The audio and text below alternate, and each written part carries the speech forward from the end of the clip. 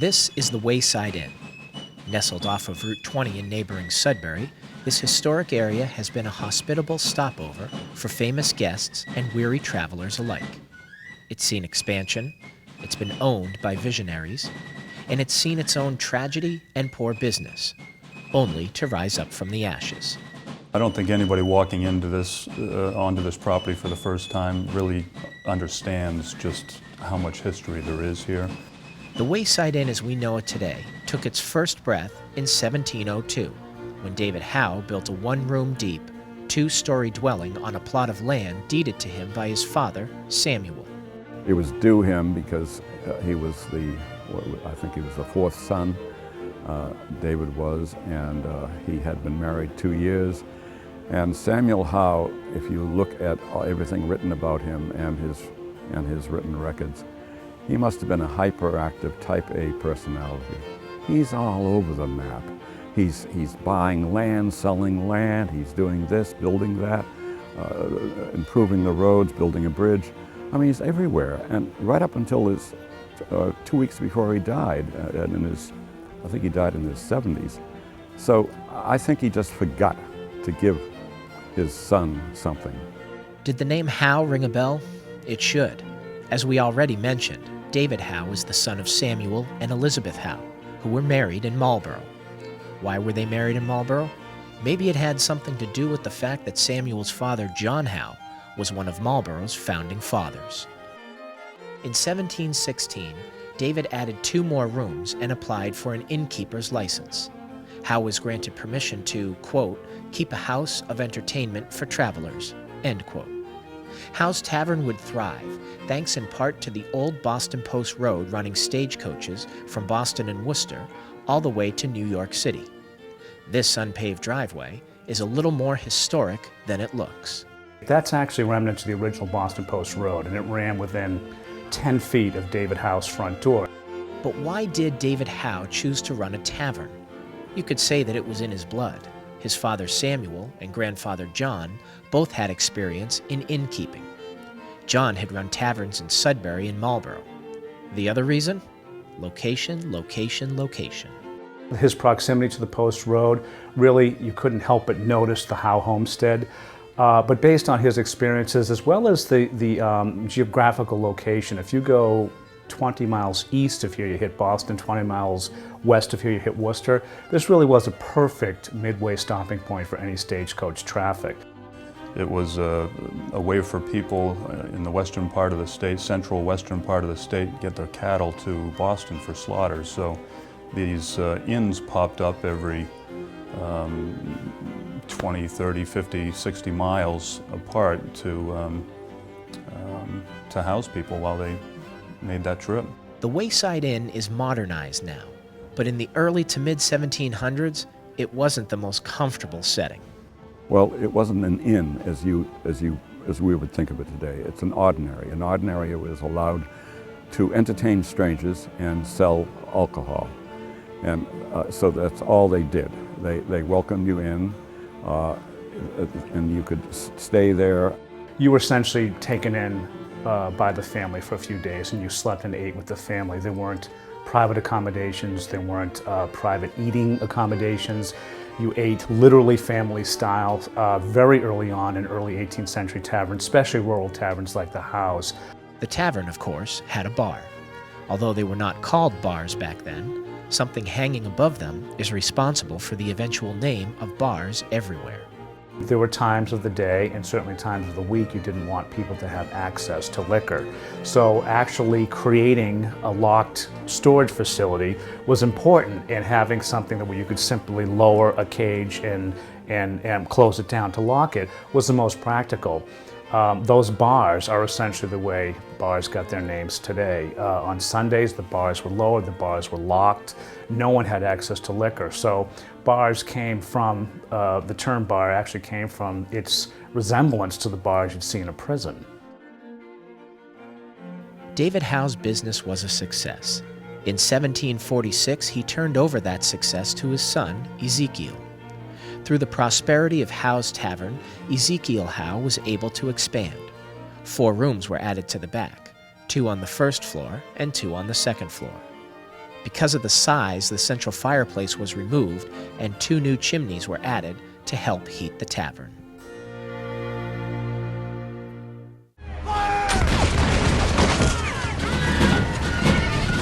Not only is Ezekiel considered to be the most successful innkeeper, but he was also the only one that gained the rank of lieutenant colonel. It was very common to appoint innkeepers during that period into military service because of their access to fields to train minutemen and farmers. We certainly weren't a highly trained military army back then. It was basically farmers using any weaponry that they could. But we also know that he had access to food and drink, and that was also an important thing for innkeepers to be doing. He was recognized early on by his men as a leader. So he, being an entrepreneur and inheriting a lot of his abilities perhaps from his father, David and Samuel and John before that, he was also investing in land, but more importantly, he was investing in goods that could be sold to the town or what became the provincial government. He was one of the main suppliers of all their foodstuffs, their flour, their meal packed in barrels, and the ammunition, the black powder, the iron pots. Ezekiel would lead Sudbury farmers to Concord on April 19, 1775. Although he didn't take an active military role, he was in charge of logistics. At this time, General George Washington passed by Howe's Tavern. Washington would pass by again in 1789. His diary makes no mention of stopping there. There were only mentions of stops in Weston, as well as a visit to William's Tavern in Marlborough. In 1796, Adam Howe would take over as innkeeper after the death of his father, Ezekiel. The tavern continued to flourish under the watchful eye of its third generation of Howe ownership. Adam would attach a barn to the east and convert it into a large kitchen with chambers above. For over 100 years, the Howe Tavern was a prosperous business for 3 generations of the family. Its fourth, however, would not experience such success. Adam's son, Lyman Howe, took over as innkeeper in 1830. The tavern would see a steady decline for the next 31 years.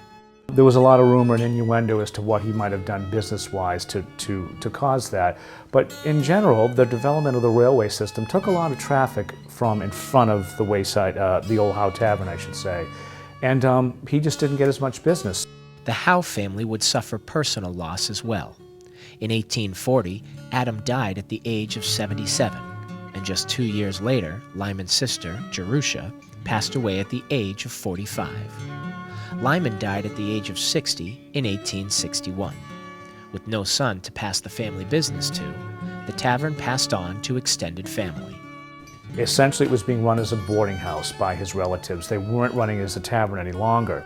Although it would continue on as a homestead and boarding house, a renewed interest in the old Howe Tavern came about thanks to the writings of a poet by the name of Henry Wadsworth Lonfellow. At the time, Longfellow wasn't creative writing. He was doing some translation. He was a professor at Harvard, but they were hoping to inspire him to write again. So that one visit he took in October of 1862, he began to conceptualize a book of poems where different characters gather at this country Wayside Inn, and in front of the fireplace in an old parlor begin to tell the stories of their lives. Tales of a Wayside Inn was published in 1863. He was such a widely read Victorian poet, people were always anxious to get their hands on his work. People also wanted to know what was Longfellow's inspiration. He did say that there was a property in South Sudbury that was the inspirational setting for the book of poems. Even though it was a run-down place, tourists would come from all over just to see what inspired Longfellow. Longfellow was the Rolling Stone of his day. Everywhere he went, people knew him. His engravings of him were very common, not just in the books, but sold separately. So he was a rock star of the day. In 1897, Edward Lemon purchased the property that was now known to most people as the Wayside Inn, thanks to Longfellow. Gone were the days of it being a boarding house.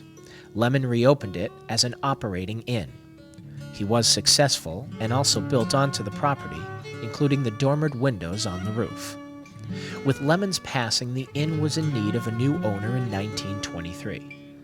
The one to step forward would be arguably Wayside's most famous.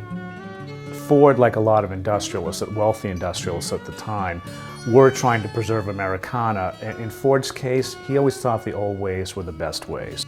Clearly, he put his fingerprint on this area. Ford wanted to transform the Colonial Inn into a living museum of American history. He purchased 3,000 acres of land surrounding the former Howe's Tavern and added 8 new buildings to the site. There were plans for him to build what eventually he did build out in Dearborn, Michigan in Greenfield Village, a multi-building property that very much resembled the village. There's letters in our archives that indicate he eventually planned to have a blacksmith shop here. But what he did was build a grist mill, build a chapel, have a smaller schoolhouse moved onto the property. The grist mill is always a nice attraction, especially if you get there during the right times of the year. Not only is it a tourist destination, but it's also a working mill. In fact, it is the only fully operational mill in the Northeast. Well, our flour here, the whole wheat flour and cornmeal is used at the inn, and that's where most of it goes. Another one of Ford's visions that he brought to life was the Wayside Inn School for Boys, to train kids for eventual employment in his Michigan factories. Ford's boys built the Martha Mary Chapel using downed trees from the 1938 hurricane. His Wayside Village project would also change the location of the historic Boston Post Road. He immediately, because of his fame, thought of ways he could preserve the quietness and the ruralness, and eventually did move Route 20, what's known as the Boston Post Road. But it was really moved before that. We have the dirt road that runs directly in front of our inn that used to be the Boston Post Road. A few steps beyond that is Wayside Inn Road, and that was Route 20 for many years. Ford is the one that moved it to the bypass where it outright swings the whole 125 acres, which is our property, from one end of Wayside Inn Road to the other. So traffic's pretty much kept at bay. You don't hear any of the truck noise. And honestly, for him, I think he thought the rattling of the trucks, he was afraid of the foundation and structural integrity of the building. In 1944, Henry and his wife Clara placed the original parcel into a nonprofit trust. This would ensure the inn could be enjoyed for decades to come. Ford died just 3 years later. Then the Board of Trust would be made up of the Ford family and business representatives. The trustees began selling off the inn's land holdings in an effort to keep it financially solvent. Greater problems for the inn were on the horizon. A devastating fire crippled the Wayside Inn during the early morning hours of December 22, 1955. Although the cause of the fire has never truly been discovered, there is a case to be made for 2 potential explanations. It is believed to have been started in the boiler room, or it could have been a smoldering chimney fire.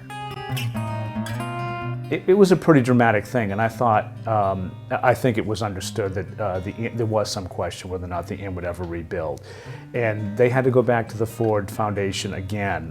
They took $500,000 to essentially get the inn looking as it should, but it required extra funding a few years later. So it didn't open until some 3 years. It burned in December of '55 and did not open again until June of 1958.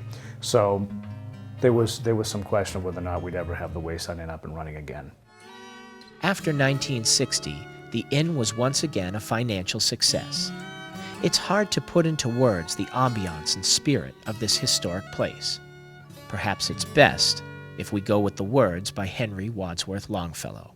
As ancient is this hostelry as any in the land may be, built in the old colonial day, when men lived in a grander way, with ampler hospitality.